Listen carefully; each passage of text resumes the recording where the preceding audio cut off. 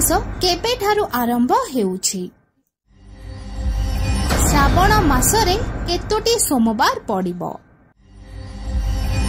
श्रावण मासरे केउ सब भूल करिबा उचित नुहे?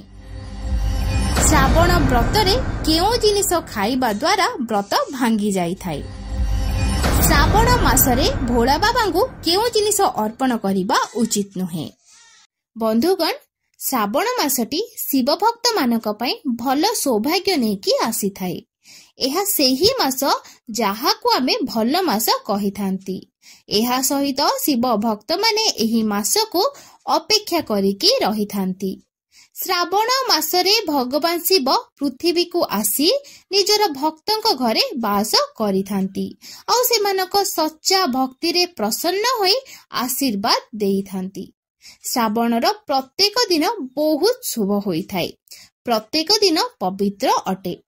प्रत्येक दिन भगवान शिवंक पूजा करा जाई थाए, किंतु सोमवार व्रत परे ही किछि अलगा होई थाए। दर्शक बंधु, एमिति रे आपण जानिछंती कि श्रावण मासरे केउ भूल करिवे नाही जाहा फଳରେ शिव क्रोधित हेबे नाही और श्रावण मासरे एही फल केबे भी खाइबे नाही, नचेत भगवान शिव आपणक उपरे रागिबे और आपणकर व्रत मध्य भांगी जिवो। तो आसंतु एमिति किछि सावधान विषय जानि नेबा जाहाकु भूल भी करिबा कथा नुहे। किंतु ता पूर्वरु आपनकु अनुरोध कि वीडियो को गोटे लाइक करंतु और चैनल को सब्सक्राइब करंतु। कमेंट बॉक्स रे जय भोलानाथ अवश्य लिखंतु। नंबर 1, शास्त्र रे कुहा जाईछि व्रतधारी को उद्धार रे फल मागिकी खाइबा कथा नुहे, कारण एथिरे पाप लागि थाए और व्रत अधा रही जाई थाए। सोमवार व्रत किंबा कोनोसी भी व्रत हेउ पड़ोसी को मागी फल जिनिस खाइबा उचित नुहे। व्रतरे उद्धार मागी खाइले व्यक्तिर व्रत अधा रही जाए। ईश्वरंक शरण रे आसीथिबा व्यक्ति को मिछ कहिबार नाही, करज नेबे नाही, उद्धार मागी खाइबे नाही। जदि केही निज इच्छा रे खाइबाकू दिए तो आपण सेही फल को ग्रहण करिवे, किंतु व्रतरे उद्धार मागी केबे भी खाइबे नाही। एथि द्वारा पाप लागि थाए। नंबर 2, सोमवार व्रत हेउ किंबा श्रावणर व्रत हेउ आपण नाशपति केबे भी खाइबे नाही, कारण एही फलर नामरे थिबा नाश अर्थात नाश करिबा भଳି होई थाए। एही कारणरू एही फल को कोनोसी व्रतरे खाइबे नाही। व्रत आदि को छाड़ी अन्य कौनसी दिन रे खाई पारिबे, किंतु जेउ दिन आपणकर व्रत सेही दिन नाशपति खाइबे नाही और भगवान को मध्य अर्पण करिबे नाही। नंबर 3, आपण को जणाई देबो कि बहुत आगरु थिबा अट्टा को खाइले मध्य व्रत भंग होई थाए, कारण पुरुना अटारे बहुत कीट पतंग पड़ी थांती जहा ठीक भावरे देखा जाई न थांती। एमिति रे एही अटा खाइले माना जाए कि आपण मांसर सेवन करूछंती और व्रतरे एहा खाइले घोर पाप मध्य होई थाए और आपणकर व्रत मध्य भांगी जाई थाए। व्रतरे सतेज अटा ही खांतु।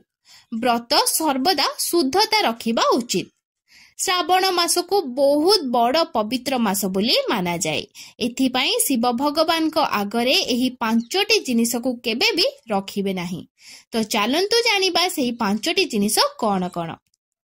नंबर 1, जेउठी महादेवंक मूर्ति किंबा प्रतिमा रहिछि सेठाकू केबे भी जोता चपल पिंधिकी जाआंतु नाही। एतिके टिके भाबंतु, जदि आपणकर रूम को केही जोता चपल पिंधिकी प्रवेश करे तो आपण को केते राग आसे।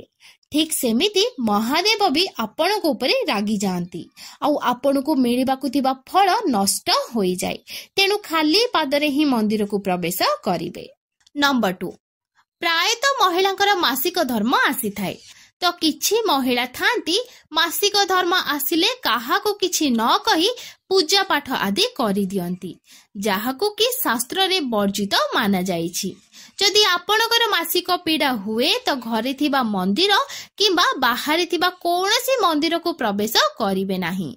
एथिरे भगवान रागी थांती और एमिति समय मध्य शिवलिंग को छुईबा पाप अटे।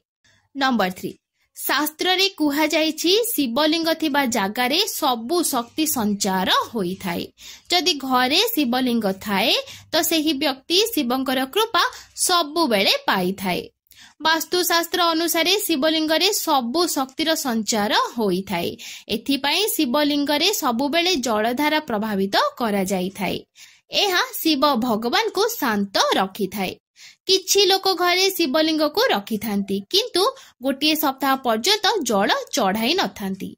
एहा जम्मारू भी ठीक नुहे। जदि आपण सबु बेले जल चढ़ाई पारिबे नाही तो आपण केबे भी घरे शिवलिंग को स्थापन करंतु नाही। एहा गरुड़ पुराण रे वर्णित अछि। नंबर 4 शास्त्र रे कुहा जाइछि तुलसी एवं भगवान शिव को एका सांगरे रखा जाए नाही एवं गणेशଙ୍କ पाखरे भी तुलसी रखा जाए नाही। लोक अजानतरे शिवलिंग को तुलसी पाखरे रखी दियंती आउ परे समस्या आसीबा आरंभ होई जाए। एथिरे महाशक्ति गुड़िक मध्य क्रोधित होई जाआंती। एथिपाई शिवलिंग रे केबे मध्य तुलसी चढ़ाइबे नाही। नंबर 5 घरर मंदिर किबा बाहर मंदिर हेउ एमिति व्यक्ति को प्रवेश कराइबे नाही जो व्यक्ति आमिष खाइथिबे। जदि आपण शारीरिक रूपे स्वच्छ नाहांती तो आपण मंदिरर आख पाख को भी जिबे नाही। घरे थिबा मंदिर रे मध्य परदा पकाई देबे। फ्रेंड्स श्रावण मासरे महादेव को एमिति बेलपत्र केबे भी चढ़ाइबे नाही। एहा बहुत अशुभ होइथाय। पौराणिक कथा अनुसारे बेलपत्र चढ़ाइबा द्वारा शिवंक मस्तक शीतल रुहे।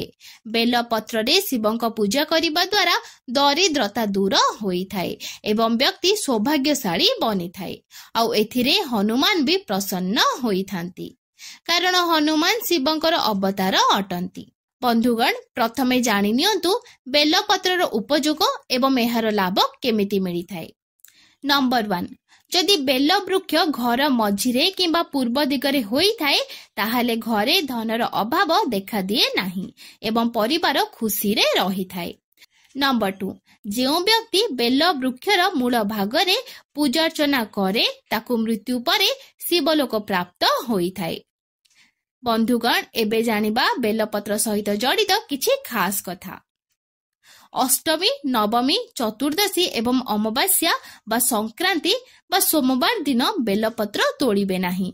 पूजार गोटे दिन पूर्वरु ही बेलपत्र तोड़ी रखिदेबे। जदि आपन को बेलपत्र मिलु नाही तो आपण पुराना बेलपत्र को स्वच्छ जल रे धोई की पुणी थरे व्यवहार करि परिबे कारण एहा केबे मध्य बासी होई न थाय। बंधुगण बेलपत्र सबु बेले 3 टिकिया होइथिबा उचित आउ एहा फटा न होइथिबा दरकार। तो दर्शक बंधु एहा थिला श्रावण पूजा विधिर किछि महत्वपूर्ण कथा। भिडियोटी पसंद आसीथिले भिडियोटी को गोटे लाइक करिवे आउ कमेंट बॉक्स रे जय भोला बाबा अवश्य लिखिबे।